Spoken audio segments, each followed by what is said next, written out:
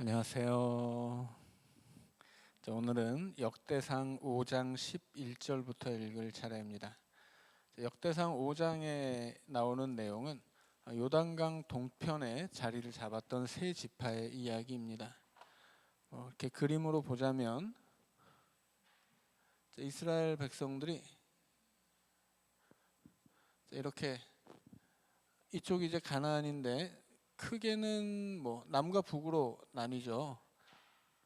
남과 북으로 나뉘어서 남왕국 유다, 북왕국 이스라엘인데 북왕국 이스라엘에는 요단강 동편의 땅이 또 붙어 있죠. 그래서 출애굽 그 민수기에서 이제 애굽 땅, 이 가나안 땅으로 들어오는 이스라엘 백성들이 가장 먼저 정복했던 땅이 이쪽 그 요단강 동편의 땅이었습니다. 요단강 동편의 땅을 차지했던 지파들이 제일 북쪽의 르우벤, 제일 북쪽의 르우벤, 그 다음에 갓, 므낫세 반지파 그렇게였던 것 같죠. 아무튼 이 동편에 자리 잡았던 세 지파들은 처음에 그 모세한테 건의하기를 우리는 여기가 좋으니까 여기서 살게 해달라 얘기했는데 홍구멍이 나죠. 니네가 지금 땅을 먼저 얻었다고 여기서 멈춰 있으면 다른 지파는 땅을 어떻게 하라는 얘기냐. 그래서 이제 다시 약속을 하죠. 그러면 우리가 우리의 처자들과 우리의 가축들은 다 여기다 놔두고 우리 싸움을 할 수 있는 용사들만 같이 가겠다. 대신에 우리가 우리 식구들을 다 여기 놓는 대신에 우리가 가장 먼저 앞장서서 싸움을 하고 그리고 전쟁이 끝나면 돌아오겠다. 이렇게 약속을 해서 이 동편 세 지파의 사람들은 여자들과 어린 아이들, 노인들은 이 땅에 남고 가축들도 다 남고 그리고 이제 여기서 살림을 시작하고 그 다음에 이제 그 건너편으로 요단강 건너와서 이제 전쟁을 벌이죠. 그리고 약속대로 전쟁을 진행하는 동안에는 이 동쪽 세 지파의 용사들이 가장 앞장서서 이제 전쟁에 나섰습니다. 자, 그런 이야기들을 보면 당연히 지역별로 생활권이 나뉜다고 볼 수 있겠죠. 일단 요단강을 기준으로 해서 동편 땅이니까 이 강을 오고 가는 것이 쉽지가 않죠. 오늘날처럼 강이 있으면 다리가 있는 그런 시대가 아니기 때문에 강이 있으면 땅이 나뉘는 거예요. 생활권이 완전히 갈라집니다. 그래서 동서가 요단강을 기준으로 생활권이 갈라지고 남쪽은 척박한 광야 지역이고 북쪽은 살기 좋은 평야 지역이었습니다. 그래서 살기 좋은 땅, 살기 나쁜 땅 이렇게 나눠졌죠. 그래서 이스라엘 백성들이 이제 레위 지파를 포함하면 13지파지만 레위 지파는 12지파에서 계수하지 않고 또 땅을 갖지도 않고 흩어져 살죠. 그래서 12지파를 기준으로 땅을 나눈다면 이렇게 세 군데로 나눠지게 돼 있는 거예요. 크게는 요단강 동서로 나눌 수 있고 또 경제적인 기준으로 위아래 남과 북으로 이제 나눌 수 있겠습니다. 그래서 이스라엘 백성들은 이렇게 세 무리로 나뉘어서 살았다 그렇게 생각하시면 되겠습니다. 그래서 커다랗게는 이스라엘 민족이지만 같은 이스라엘 민족이어도 이렇게 생활권이 나누면 그 이스라엘 민족이라고 하는 소속감은 없었어요. 그래서 사사시대에도 보면 사사시대에 이방 족속이 쳐들어오면 모든 이스라엘을 다 괴롭힌 게 아니에요. 여기로 쳐들어온 이방 민족, 여기로 쳐들어온 이방 민족, 여기로 쳐들어온 이방 민족 다 달라요. 그래서 딱히 우리가 사는 곳으로 이방 족속이 쳐들어오지 않으면 우리도 가지 않아요.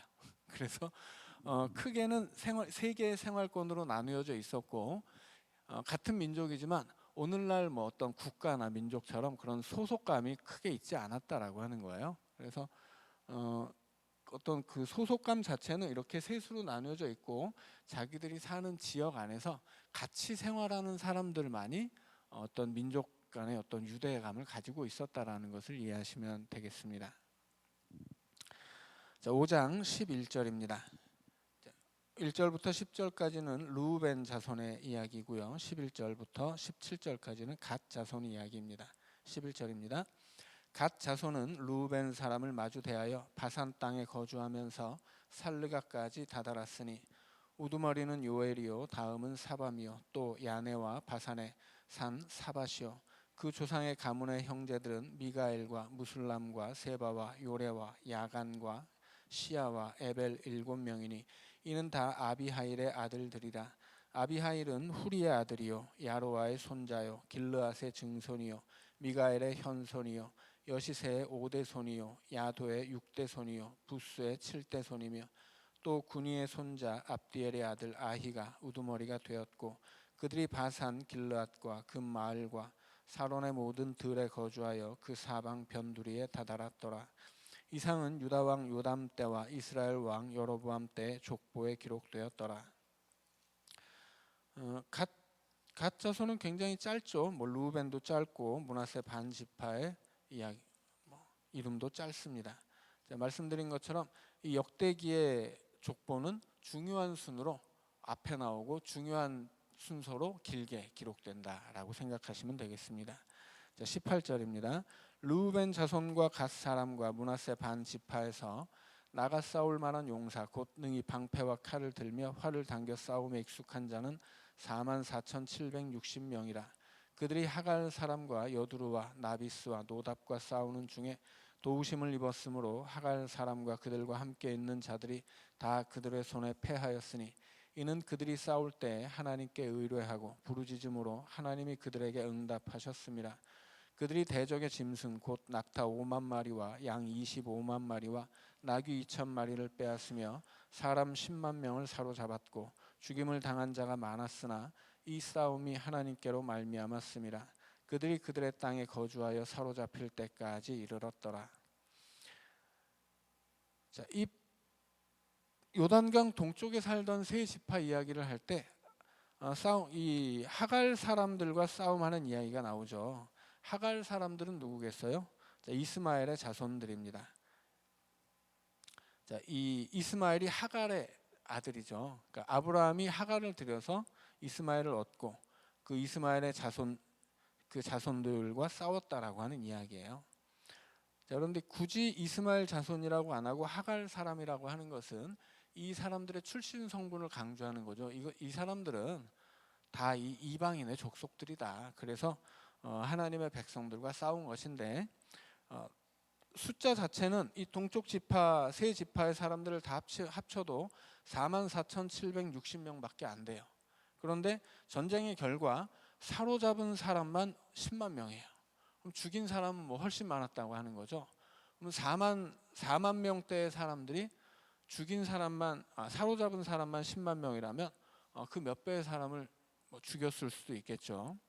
아무튼 대승을 거뒀다라고 하는 거예요. 그 대승을 거둔 이유는 뭐예요? 20절에 나와 있죠. 하나님께 의뢰하고 부르짖었다. 그래서 하나님이 응답하셨기 때문이에요. 그러니까 이 동쪽 지파가 승리했던 전쟁의 역사가 있는데 하나님을 의지했다. 하나님께 부르짖었다. 그래서 이겼다. 그런 얘기죠.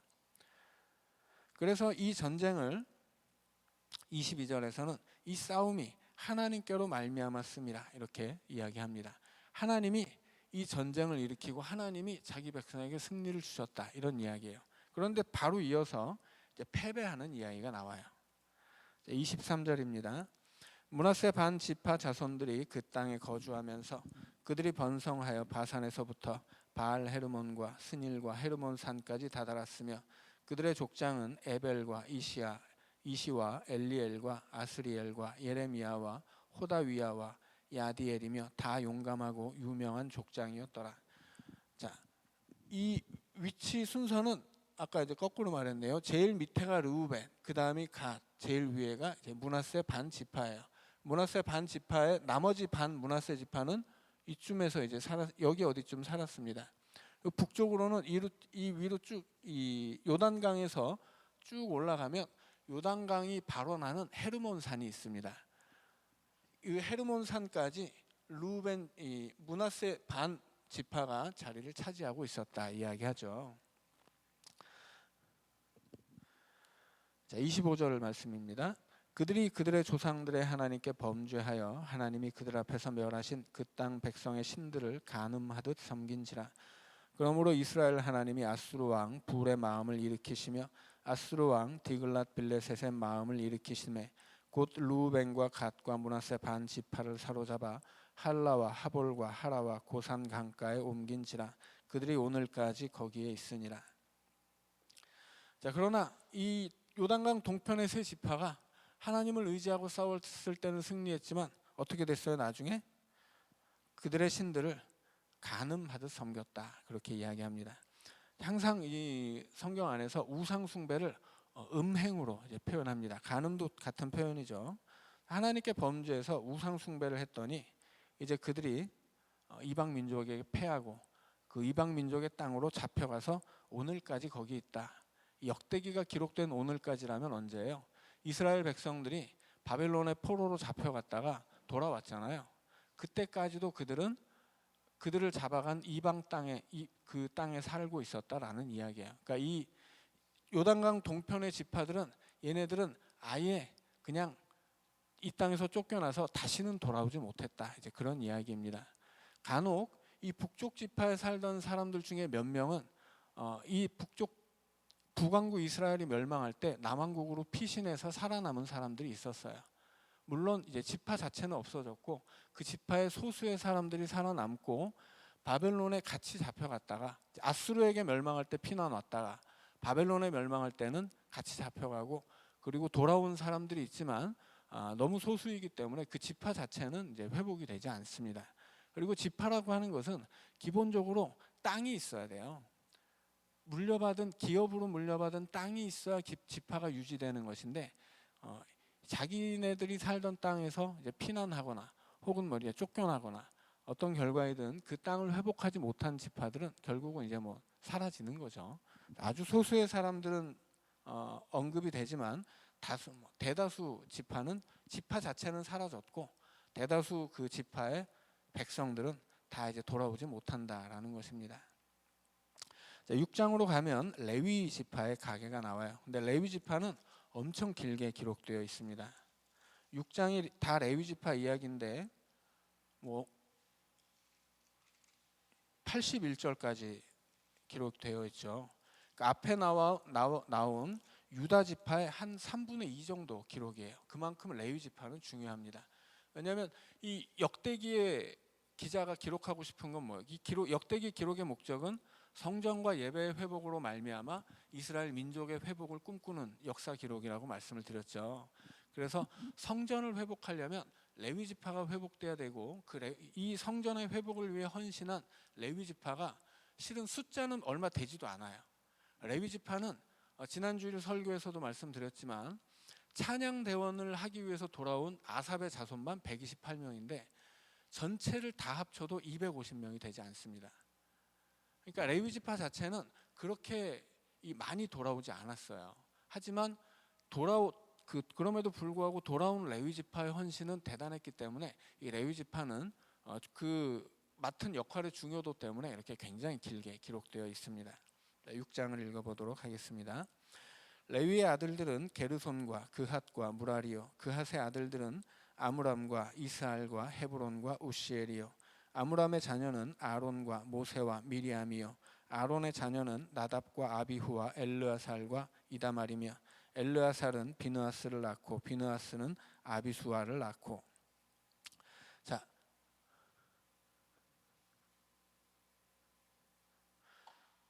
1절에서 이제 레위가 시작되죠. 레위의 아들은 셋입니다. 게르손, 그핫, 무라리. 그래서 레위 지파 안에는 세 개의 가문이 있어요. 그것은 이제 게르손 가문, 그핫 가문, 무라리 가문이죠.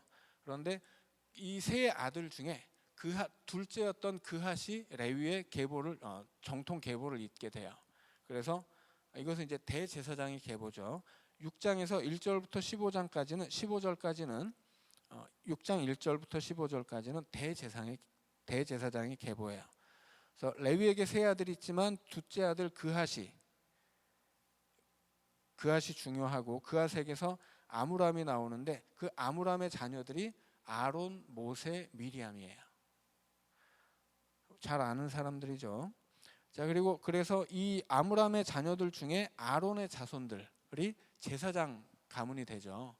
아론의 집안은 제사장 가문이 되는데 제사장 중에서도 장남은 대제사장이 되는 거예요. 나머지는 그냥 제사장입니다.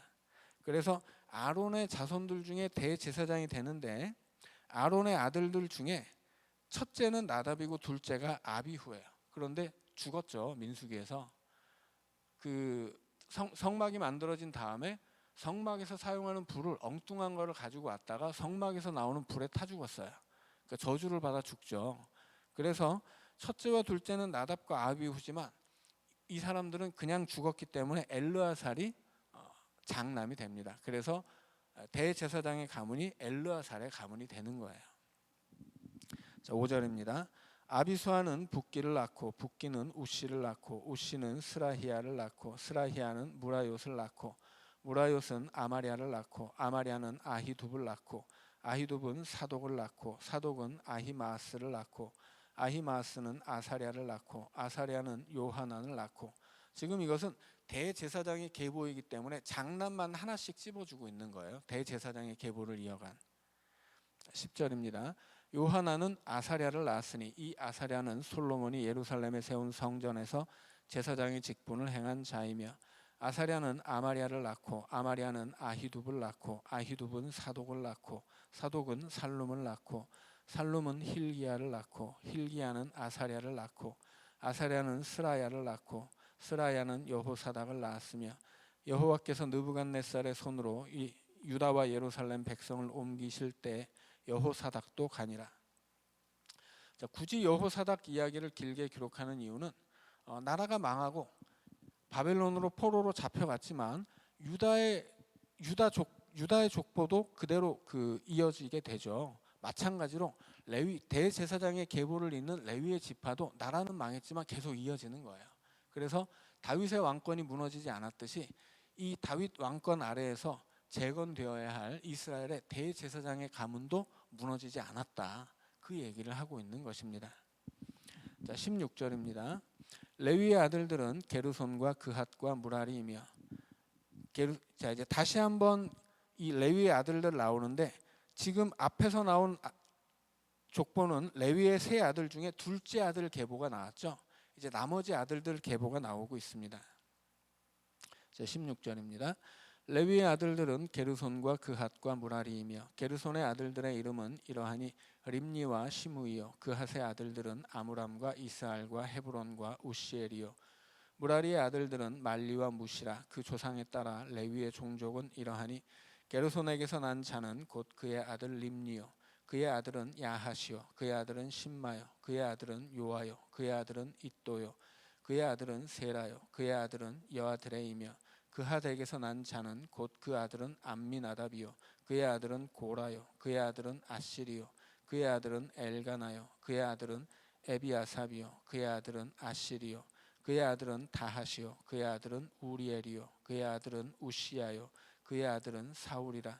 엘가나의 아들들은 아마세와 아히못이라. 엘가나로 말하면 그의 자손은 이러하니 그의 아들은 소베요 그의 아들은 나하시요 그의 아들은 엘리압이요 그의 아들은 여로암이요 그의 아들은 엘가나라. 사무엘의 아들들은 맏아들 요엘이요 다음은 아비야라. 무라리에게서 난 자는 말리요 그의 아들은 림니요 그의 아들은 시므이요 그의 아들은 우사요 그의 아들은 시므아요 그의 아들은 학기야요 그의 아들은 아사야더라. 자, 레위의 자손 중에 이제 그핫의 아들 이 게르손의 자손들 이야기가 쭉 나왔는데 여기서 우리가 주의해서 봐야 할 것은 27절에서 엘가나가 나오죠. 그리고 28절로 가면 사무엘의 아들들이 나옵니다. 자, 사무엘상 1장 1절을 보면 사무엘이 태어날 때 사무엘의 아버지가 엘가나였어요. 그 엘가나가 이 한나를 좀 괴롭게 했었죠. 엘가나의 부인이 그 분인나와 한나가 있는데 이 분인나에게 아들이 있었음에도 불구하고 한나에게 두 몫을 주잖아요. 그러니까 이게 그 당시에 이제 장자에게 두 몫을 줘야 되는데 이 아들을 낳아줬는데도 자기를 정실부인 취급을 안 했다는 거예요. 그 분인나에게. 그러니까 분인나는 그 화를 누구에게 풀겠어요? 한나에게 풀지. 그러니까는 한나는 남편 때문에 괴롭힘을 당한 여인이라고 볼 수 있죠. 남자들이 이렇게 어리석어요. 그래서 한나가 그 서러움을 가지고 하나님 앞에 기도해서 얻은 아들이 사무엘이었죠. 자, 그러나 이 가정의 이야기는 단순히 어떤 어리석은 남편의 가정사가 아니고 이스라엘의 이야기를 보여준다고 말씀드렸습니다. 분인나는 이방인 여인이고 한나는 이스라엘 여인인데 이스라엘 여인의 태가 닫혀서 이방 여인에게 멸시를 당했다라고 하는 거예요. 그래서 이 이스라엘 하나님의 백성 이스라엘 여인이 하나님 앞에 울부짖어서 그래서 얻은 아들이 사무엘이고 그 사무엘로부터 이제 이스라엘의 왕권이 시작되죠. 그 사무엘이 기름 붓는 사울 다윗이 이제 왕이 되잖아요.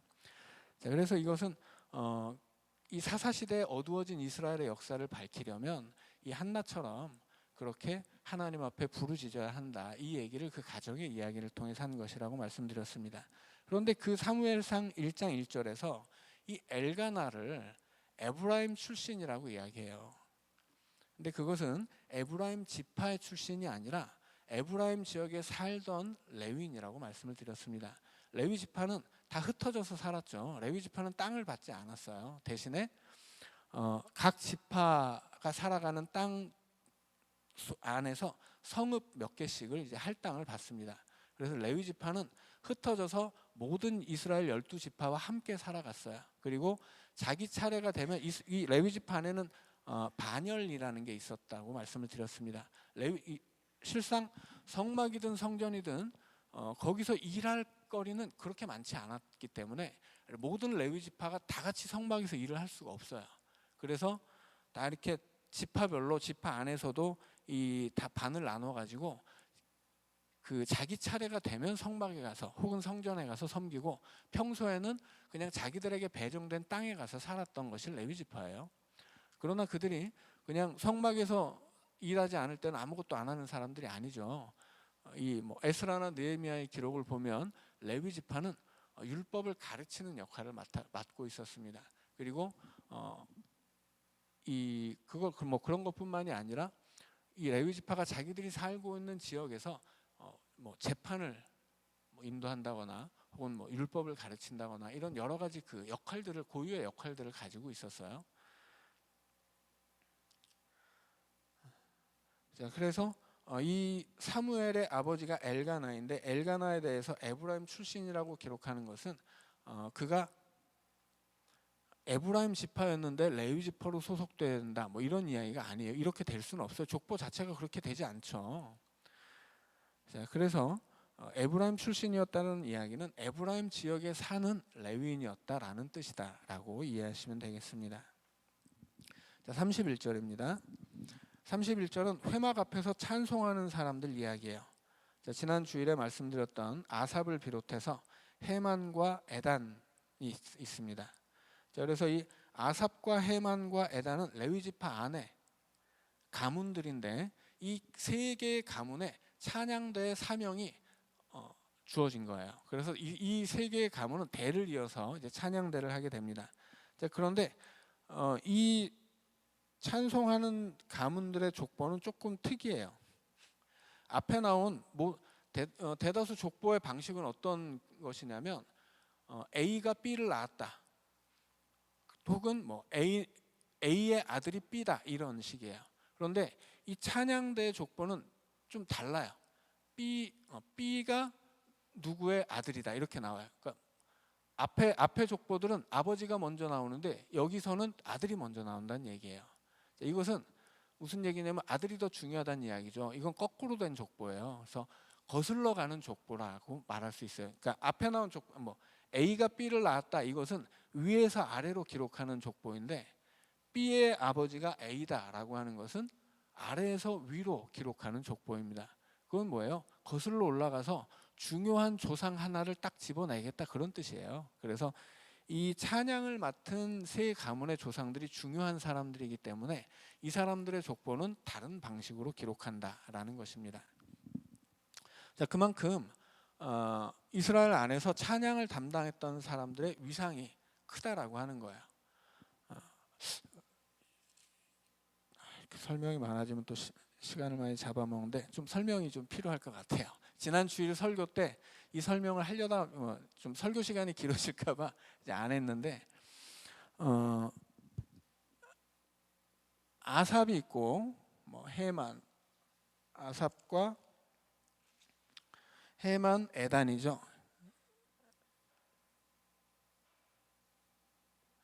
이 사람들은 찬양대를 맡도록 임명을 받은 가문들이에요. 그런데 이게 언제 그런 일이 있었냐면 다윗 때입니다. 역대기가 기록하는 다윗의 가장 큰 업적은 뭐냐면 성전 건축을 준비한 거예요. 근데 성전 건축을 준비하는데 성전을 건축한 다윗의 업적이라는 게 단순히 건축 자재 준비가 아니었어요. 건축 자재만을 준비해 놓은 것이 아니라 다윗은 뭘 준비했냐면 성전의 체제를 준비합니다.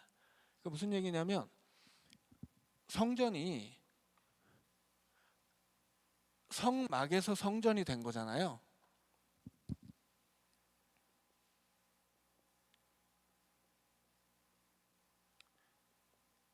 성막과 성전은 엄청 달라요. 규모도 다르지만 이 성막과 성전에서 일하는 사람들의 역할이 다릅니다. 우리가 민수기를 읽을 때 이 역할에 대해서 나왔거든요. 레위 지파가 쭉 나오는데 제사장이 있고 제사장 가문인 아론의 자손들이 있고 아론의 자손을 보필하는 일반 레위 지파 가족들이 있단 말이에요. 근데 우리가 함께 읽은 이 게르손, 무라리, 그핫 이 자손들이 다 역할이 있죠. 어떤 자손들은 이 지성소 안에 있는 물건을 챙겨서 들고 옮겨요. 어떤 자손들은 성막의 뼈대를 다 챙겨서 들고 뼈대와 이 천을 챙겨서 들고 옮기고, 어떤 자손들은 그 성막에서 사용하는 기구들을 들고 옮기죠. 레위 지파의 가장 큰 임무는 뭐였냐면 이동이었어요. 성막이라고 하는 것은 이 조립식 천막이고 이것을 접었다 펴야 되는데 이동할 때 이것이 굉장히 귀한 물건들이고 성스러운 물건들이기 때문에 함부로 할 수가 없잖아요. 그래서 언약궤 같은 것은 어떻게 했어요? 장대에다 꿰가지고 어깨에다 메고 갔어요. 자, 그만큼 근데 언약궤만 그렇게 귀한 것은 아니었겠죠. 그래서 이 귀한 성막을 접고 피고 옮기는 것, 이것이 레위 지파에게 주어진 가장 중요한 임무였습니다. 그런데 성전을 지었죠. 더 이상 옮길 필요가 없어요. 그럼 이 레위 지파는 뭐예요? 할 것이 없잖아요. 자, 그래서 달라졌다라고 하는 거죠. 그 레위 지파의 위상 역할뿐 아니라 위상이 달라지는 거예요. 성막에서 성전으로 옮겨가면서. 그래서 성막일 때 레위 지파의 가장 중요한 임무는 이동입니다. 그런데 이제 성전을 지은 다음에는 더 이상 이동할 것이 없어요. 어떻게 해요? 이제는 관리만 하면 돼요. 근데 관리는 이동처럼 어렵지 않잖아요. 힘들지 않아요. 이동은 굉장히 어렵고 이것들이 무거운 것이 많아요. 막 청동 기둥도 있고 막 이런 물두멍도 있고 엄청 무겁잖아요, 다들. 그러니까는 이 이동과 관리는 노동의 질 자체가 다르다라고 하는 거예요. 그래서 민수기에서 이야기할 때 이 성막에서 일하는 레위인은 일을 시작하는 나이도 있지만 은퇴하는 나이가 있어요. 은퇴를 언제 하냐면 50살에 합니다. 그런데 성전으로 바뀐 다음에는 은퇴 연령이 없어져 버렸어요. 죽을 때까지 하는 거예요. 왜냐하면 힘든 일을 하지 않기 때문이에요. 이 성막을 이동할 때는 노동력이 필요했기 때문에 노동을 할 수 있는 은퇴 연령이 있었는데 성전으로 바뀐 다음에는 은퇴가 없어요. 이제는 관리만 하면 되거든요. 그러니까 관리라고 하는 것은 여러 분야가 있지만 기본적으로 큰 육체 노동을 요구하지 않는다는 거예요. 그래서 성전으로 옮긴 다음에는 은퇴 연령이 없어질 만큼 노동의 방식과 내용이 달라진 거예요. 어떤 방식으로 달라졌냐면 가장 중요한 게 뭐예요? 이 성막에서 일하는 레위인의 가장 중요한 것은 제사장을 돕는 일입니다. 그래서 제사장들이 제사를 집전할 때 그 제사장을 도우면서 뭐 빵을 굽고 뭐 이렇게 고기를 태우고 뭐 이런 이 레위인들이 있었어요. 근데 그들은 그 역할은 그대로 이어집니다. 대대로. 그 나머지는 다 달라지는 거예요. 그래서 이제 제사장을 돕는 사람들의 역할은 그대로인데 나머지 이 짐 들고 옮긴 사람들이 대다수인데 이 사람들의 역할이 새로 정해져야 되잖아요. 그래서 다윗이 성전에서 일하는 레위인의 직제를 다시 만든 거예요. 그것이 다윗에게 주어진 이 성전 준비 중에 중요한 역할입니다. 그때 이 세 가문의 자손들은 성가대로 임명이 된 거예요. 너희들은 대대로 앞으로 성가대야. 이렇게 임명된 인원이 몇 명이냐면 4천 명이었어요. 세 가문의 인원이 4천 명. 너무 많죠. 너무 많으니까 이 사람들이 24반열로 나눠서 자기 차례가 되면 성전에 가서 찬양을 하는 거예요. 근데 이제 성전이 만들어진 다음에는 아침 저녁으로 하나님 앞에 번제를 드렸거든요. 그러면 찬양대로 섬기는 이 세 가문의 레위인들은 아침 저녁으로 자기 차례가 되었을 때 아침 저녁으로 가서 찬양을 하는 거예요. 제사장들이 제사를 드리면 그것이 예배잖아요. 그 예배에서 찬양으로 돕는 역할들이 이 찬양 대원들의 사명이었습니다.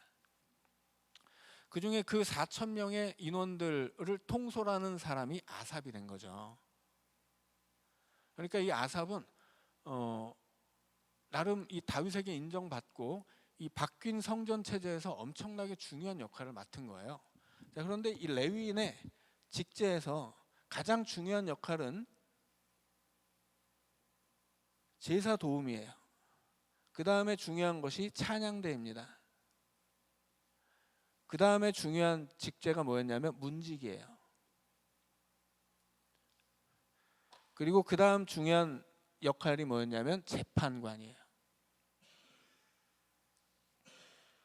오늘날 기준으로 치면 재판관이 제일 중요할 것 같잖아요. 이것보다 더 중요한 게 성전 문지기예요. 성전 문지기는 아침 저녁으로 성전의 문을 열었다 닫았다 할 뿐 아니라 성전 안에 있는 창고를 지키는 사람들입니다. 그래서 성전의 보물들 있잖아요. 성물들, 뭐 성전에 보관하는 보물들, 이런 걸 지키는 사람들이 성전 문지기예요. 그리고 이 성전 문지기들은 말하자면 성전, 다른 말로는 성전 경비대라고 합니다. 성전을 지키는 거예요. 만약에 성전 안에서 율법을 어기는 자들이 있으면 체포하고 율법대로 치리를 하는 사람들이 성전 문지기입니다. 그리고 적들이 쳐들어오면 성전 앞에서 몸으로 막아야 되는 사람들이 성전 문지기예요.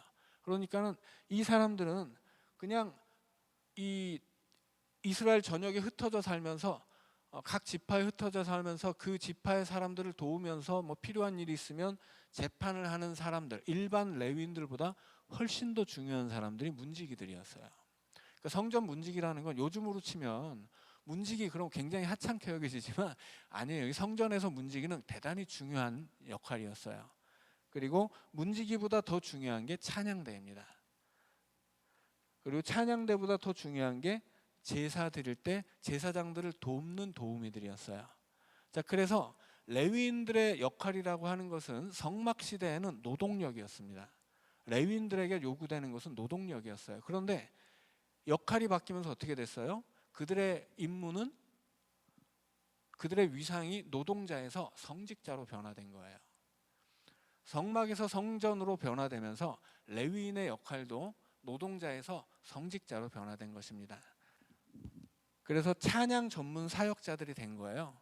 그리고 성전을 지키고 성전의 보물과 성전의 문을 지키고 성전 경비대를 서면서 성전에서 법을 어기는 죄인들을 잡아서 치리하고 적들이 쳐들어올 때는 그걸 막아내는 역할을 맡은 사람들, 그리고 여전히 지파 안으로 흩어져서 그 지파를 도우며 사는 레위인, 그렇게 나뉜 거예요. 그러니까 가장 많은 레위인들은 이 역할을 하는 거예요. 율법 교사와 재판관, 흩어져 살면서 그 중에 선별된 사람, 레위 지파 중에 대다수는 이스라엘 전역에 흩어져서 살면서 자기들이 사는 곳에서 율법을 가르치고 재판관의 역할을 해요. 그 중에서 레위 지파 중에서 개중에 선별된 사람들만이 문지기를 할 수 있고 선별된 사람들만이 찬양대를 할 수 있습니다.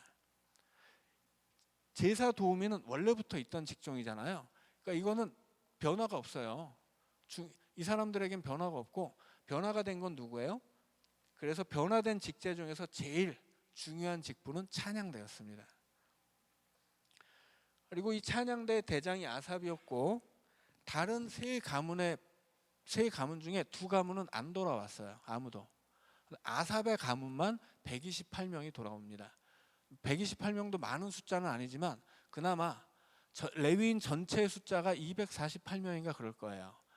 그래서 레위인 전체가 250명이 안 되는데 그 중에 절반이 아삽의 자손이고 그 절반의 사람들은 찬양 대원이 되기 위해서 돌아온 거예요. 내가 다시 돌아가서 성전에서 찬양 부르겠다. 그래서 이 사람들은 돌아온 성전에서 아침 저녁으로 번제를 드릴 때 아침 저녁으로 그 찬양대를 쓴 거예요. 말씀드렸듯이 그렇지만 뭐 모든 그 아삽의 자손들이 한꺼번에 다 이 찬양대를 할 수는 없죠. 그때는 숫자가 많아서가 아니라 먹고 살아야 되니까. 먹고 살 것이 아무것도 없는데 성전은 그 생계를 책임져 주지 않으니까 돌아온 아삽의 자손들이 순번을 나눠 가지고 이렇게 해당하는 사람들은 성전에서 찬양을 하고 자기 차례가 아닌 사람들은 먹고 살기 위해서 노동을 하는 거예요. 그럼에도 불구하고 그렇게라도 자기 사역을 감당하는 사람들이 있었기 때문에 예루살렘 성전이 다시 세워졌을 때 그 성전에서 예배만 아니라 찬양을 드릴 수 있었다고 하는 거죠. 그래서 이 역대기가 볼 때 이 찬양하기 위해서 바벨론에서 돌아온 128명은 너무 소중한 사람들인 거예요. 너무 소중하기 때문에 족보를 다른 방식으로 기록해서 이 소중한 사람들의 조상이 이런 분들이야 라고 알려주는 것입니다. 그리고 이 세 명의 사람들은 시편 안에서도 이 사람들이 쓴 시가 기록되어 있어요. 그만큼 이스라엘 역사 안에서는 이스라엘의 어떤 신앙의 역사 안에서 중요한 역할을 감당했던 사람들입니다. 자, 여기까지 하고 3분 쉬었다가 이어서 읽도록 하겠습니다.